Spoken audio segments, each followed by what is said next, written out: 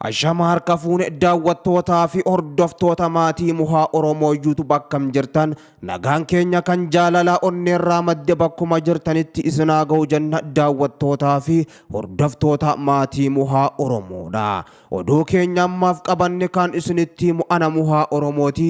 Hammaduma sagantaatti nu waliin turaan afeerraa keenya gamanumaan viidiyoo keenya like share gochuu sin dagatinaadha. Jilli waraana bilisummaa Oromoo ABO'dha. Marii nageenya mootummaa Itoophiyaa waliin Tanzaaniyaatti gaggeeffamuuf imalee jiraachuu ajaja walii galaa ABO Jaalmarroon himan. Mariin kun Tanzaaniyaa odola Zanzibar irratti akka gaggeeffamu kan himan ajajaan olaanaa WBO Jaalmarroon marichi hanga xumura ji'a kanaatti kan itti fufus jedhanii jiru. Muummee Abiyyi Ahmad WBO waliin Tanzaaniyaatti marii eegaluuf kan jiran ta'uu dubbachuu isaanii hordofee ibsasaa kan baase WBO'n tarkaanfiin kun nagaa buusuudhaaf murteessaa ta'us himee jira. Qaamoleen sadaffaa gaafataa turan maricha irrattis ni argamus jedhan ajajaan walii galaa ABO Jaalmarroon marii kana ammatti adda durummaan eenyutu qabata kan jedhu ibsuus hin barbaachisu kan jedhan Jaalmarroon gorsaan ajajaa walii galaa ABO obbo Jireenyaa Guddataa kanaan dura Noorweey, Iswiidin, Keeniyaa fi Ameerikaan maricha irratti hirmaachuudhaaf warra fedha guddaa qaban ta'uu isaanii himanii jiru. Nageenyi akkasumaan kan dhufu miti dhamaatiidhaaf gootummaan dhufa kan jedhes Dr. Abiyyi Ahmad. Jaalmarroon ammoo marii kanarra maal akka eegaa jira yoo himanis akkana jedhan karaa gaafii siyaasaa Oromoo deebisuu danda'u waliigaltee nagaa irra gahuudhaaf qophii ta'uu himanii kanaan dura marii wal fakkaatuuf Keeniyaatti jila isaanii erganii mootummaan Itoophiyaa irraa hafuu kan himan Jaalmarroon gaafiin siyaasaa Oromiyaa keessaa fi Tigraay keessaa waan wal hin fakkaanneef akka kan Tigraay sanitti yeroo gabaabduu keessatti dhumata jennee garuu hin eeynu jechuudhaan dubbatan. Nagaa buusuudhaaf wanni sharafan jiraachuu mala garuu gaafii bu'uuraa sanii miti jechuun ajajaa waraana bilisummaa Oromoo Jaalmarroon gaafii sabichaa sharafuuf akkan jirre kan beeksisan gaafii ummata Oromoo namni lamaa fi sadi taa'ee kan murteessee biraa deemuu miti kan Jaalmarroon wal bira teenyee mari'annee furmaata arganna yoo ta'e akka sabaatti Oromoonis keessaa qooda guddaa qaba jedhan Jaalmarroon ajajaan waraana bilisummaa Oromoo Jaalmarroon marii kanarraa gam tokkoon abdii akka qaban himanii gama biraatiin ammoo shakkii guddaa akka qabanii fi waan bara 1991 fi 2018 irraa ka'uudhaan ija shakkiitiinis ni ilaalla jedhanii jiru. Ajajaa walii galaa WBO kun ABO'n ibsasaa baaseen mootummaan Itoophiyaa gaafii bakka qaamni sadaffaa walabatee jirutti iftoominaan ni mari'anna jennee fudhatee jira kan jedhan ammoo dabalataan murtoo kanarra gahamuun isaa adeemsa Oromiyaatti nagaa waaraa buusuuf yaadamee fi tarkaanfii murteessaadhas jedhee jira. Haa ta'u malee mootummaan jecha shanee jedhuun WBO waamuun sirrii akka hin taanee fi fudhatama kan hin qabne ta'uu kan ibse waraanni bilisummaa Oromoo WBO'n dhimma sirrachuu qabu ta'uu hubachiisee jira. Maqaan dhaaba keenya waraana bilisummaa Oromoo kan jedhudha. Kanaaf maqaa biraa kamiiniyyuu waamuun sirrii kan hin taanee fi eenyummaa fi kaayyoowwan keenya akka hin taanetti ilaaluudhaaf yaaluudha jechuudhaan mootummaan maqaa shanee jechuudhaan waamu akka dhaabuuf gaafatee jira. Waraana bilisummaa Oromoo WBO's ibsa baaseen ajajaan olaanaa ABO walii galaa. Haa ta'u garuu mootummaa fi waraanni bilisummaa Oromoo araara buusuuf murteeffatanii bakka buutota isaanii Tanzaaniyaatti erganillee Oromiyaatti ammoo dhukaasa dhaabuun hin labsamne. Oromiyaa bakkoota garagaraatti waraanni bilisummaa Oromoo WBO fi humnoonni mootummaa wal dura dhaabbatanii lola gurguddaa gaggeessuu irratti argamu. Kaleessaa fi har'aan tanas jiddu galeessa Oromiyaa akkasuma kibbaa fi lixa Oromiyaa bakka hedduutti humnoonni mootummaa fi waraana bilisummaa Oromoo WBO'n wal haleelaa jiraachuun kan himame. waboo fi mootummaan araaraaf qophii ta'anii bakka qaamni sadaffaan argamutti marii isaanii taa'uuf murteessanii bakka buutota erganillee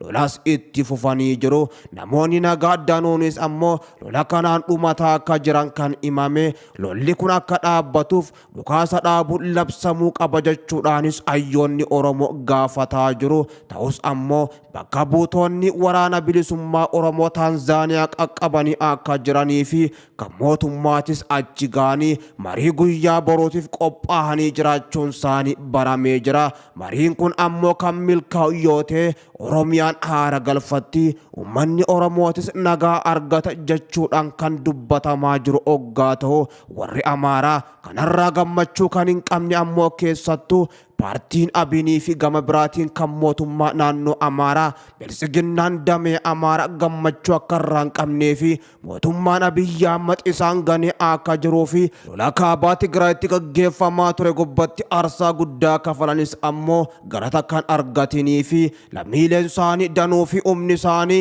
lola kaabaa naannoo Tigraay gubbatti dhumanis lafti isaanii kan kanaan dura naannoon Tigraay irraa fudhatti otoo isaaniif hin deebiin afuun araarri bu'uunii fi akkasuma waraanni bilisummaa Oromootii fi mootummaan ammoo araara buusuudhaaf sochii jalqabuun warra Amaaraatti dallansuu hamtuu akka taatee fi gadda keessa akka jirantu himamee jira. Oromoon ammoo humnoonni isaa lamaan waliin mari'achuu fi nagaa buusuu fi qeessaa nagaa godhuudhaaf biyyoolaa Keeniyaa Taanzaaniyaatti imaluun isaaf gammachuu guddaa kan ta'e diinaaf ammoo raafama hamaa ta'etis mul'atee jira. Mariin kun akka milkaa'uuf jecha ammoo qaamni martinuu keessaa baachuu akka qabu hayyoonni Oromootis erga jajjabduu dabarsaa kan jiran. Oromoon marii kana abdii guddaadhaanis eegaa kan jiru oggaa ta'u ammoo lollinis akka dhaabbatuuf labsiin dhukaasa dhaabuutis labsamuu qabaan ammoo gaafii hayyoota Oromootii fi beektoota akkasuma ummata Oromootis tahee jira. Kan kanarraa saba tokkicha lakkoofsi isaa guddaa, dacheen isaa bal'oo, dinagdeen isaa taadhii badhaatu nama qaanessaa jechuu. Waggaa 20 sanaa ol immoo qabsoon Oromoo achitti hidhameeyyuu ture. Dhaloota harka duwwaa sanatu hidhaa baase, har'a sanatu qawwee hidhachuuf dirree jira. Sittiin qawwee hidhaa jechuu. Qawween hidhattu kabajaa qabdi. Oromootti miti, saba kee haadha kee abbaa keetti miti. Bineensa ajjeefattee hin nyaannettiyyuu qawwee hin qabamtu. Uummanni Oromoo mi'aa waraana bilisummaa Oromoo, waraanni bilisummaa Oromoo soogidda lafa keessaa ta'uu ishee bareera. Roorroo lagaarraatti dhufaa jirtu. Kaleessa machaa'ee hundumtiyyuu mirqaanee yeroo dhiichisetti dibbeedhaanetti ilmaan abbaa gadaa yeroo hidhetti har'a garuu waggoota hanga gabrummaa Minilikiin dhuftee milkoofte hanga har'a gaafa TPLF turteetti ajjeechaan ture hanga waggoota 5 ammaatti yoo wal bira qabanii ilaalan walittuun dhiyaatu. Ilmaan abbaa gadaa kokkolfaa nama qabsiisan golfaa jettan sun warra kanaa jechuudha.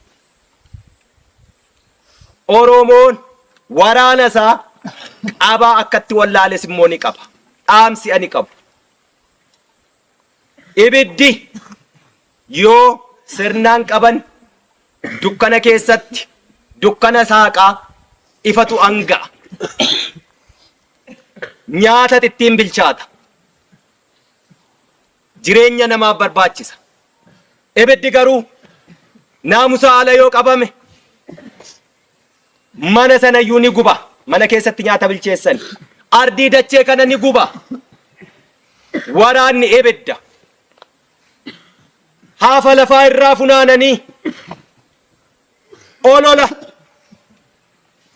isa jirus isan jirres osoo huuba xiqqoo tokko lafaan kaasiin taa'anii maqofaa garuu nama jirma guddaa baatee deemu sana waraanicha jirma gangalchee jirma kuffisee eeyyee waan guddaa nurraa eegu gatantaruun qabnu garummoo namni huuba lafaan kaasne taa'ee yeroo quba namatti qabee ibidda sana qabaa wallaalu ibidda sone akkuma namaaf nyaata bilcheessu sana booddee immoo yoo harkaa ba'e namicha yoo gubu sabichas ni gubaa jechuudha.